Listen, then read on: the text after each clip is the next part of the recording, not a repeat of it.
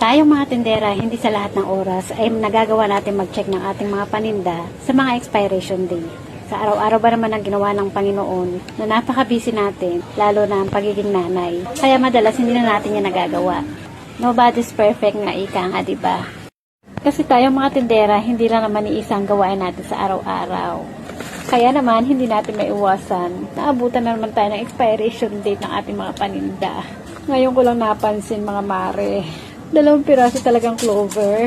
10 pesos na ang bentahan ko nitong clover na maliit.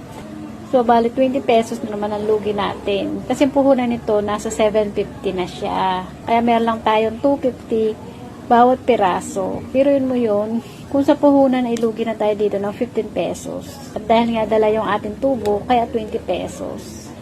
Kaya yung mga sinasabi ng ibang tao dyan, lalo na mga ibang kapitbahay natin dyan, na masarap na raw ang buhay natin bilang tindera. Dahil marami tayong paninda, nakikita nila na bumibenta tayo.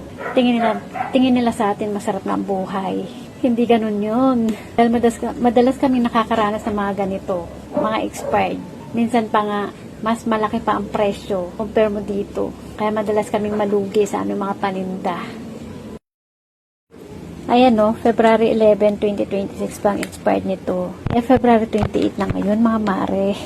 Biruin mo, ilang days natin hindi napansin yan. O diba nakakaloka?